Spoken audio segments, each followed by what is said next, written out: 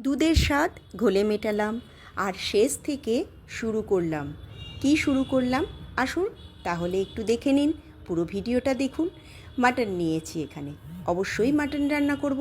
সঙ্গে নিয়েছি আলু আর গোটা রসুন তো থাকবেই অবশ্যই করে, সঙ্গে কিছু ঘরোয়া মশলা আর পেঁয়াজ বাটা। এখানে পেঁয়াজ কুচি না করে আমি বেটে নিয়েছি, আর মিক্সিতে টমেটো কাঁচা পাকা লঙ্কা দিয়ে মিক্সড করে নিয়েছি। এখানে কিন্তু শুকনো লঙ্কার ব্যবহার করব না আমি। তো পুরোনো দিনের একটা রান্নার স্টাইলে চেষ্টা করেছি কিছুটা মাত্র। আলুটা নুন হলুদ দিয়ে একটু লাল করে ভেজে নেব, কিন্তু ওই যে সময়ের বড্ড অভাব, পুরো রান্নাটা যদি কড়াইয়ে করতে চাই তাহলে সময় পাবো না। তাই জন্য শেষ থেকে শুরু করেছি। কুকারে মাংসটা সিদ্ধ করতে বসিয়ে দিয়েছি। কুকারে মাংসটা সেদ্ধ হবে আর এদিকে আমি মশলাটা বানিয়ে নেব। আর সঙ্গে কিভাবে করছি আসুন দেখে নিন। আমি এখানে টমেটো পেস্ট দিয়ে দিয়েছি, এখানে পেঁয়াজ দিয়েছি, তেলটা একটু কম পরিমাণে দিয়েছি, আর সঙ্গে একটা তেজপাতা ফোড়ন দিয়েছি।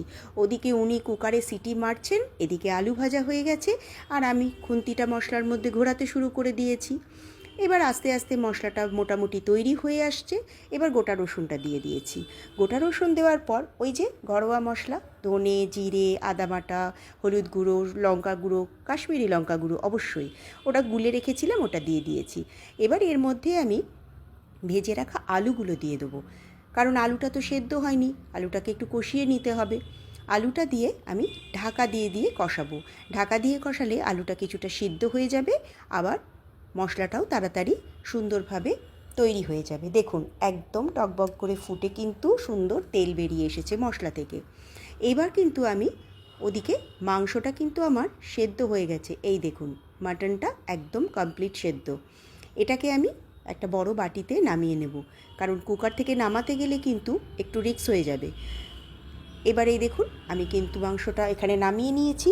মাংসটা যখন সেদ্ধ করবেন অবশ্যই কিন্তু তার সঙ্গে গোটা গরম মশলা, নুন হলুদ দিয়ে তারপর ওটাকে সেদ্ধ করবেন। এবার ওই সেদ্ধ করা মাংস থেকে মাংসগুলো আমি কড়াইয়ে তুলে নিয়ে কষিয়ে নিয়েছি আলুর সঙ্গে। এবার স্টকটা রেখে দিয়েছি, ওই স্টকটা আমি ঝোল করব। ভালো করে মাংস কষানো হয়ে গেছে, এবার আমি ওই স্টকটা ঢেলে দেব। এতে কিন্তু পুরো ঝোলে মাটনের স্বাদটা সুন্দরভাবে এসে যায়।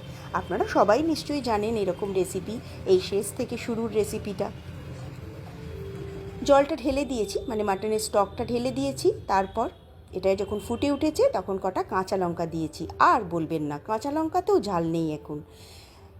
কিছুক্ষণ ঢেকে দিয়েছি আলুটা সেদ্ধ হওয়ার জন্য, এবং যখন সব কমপ্লিট হয়ে গেছে তখন একটু গরম মশলা গুঁড়ো ছড়িয়ে দিয়েছি।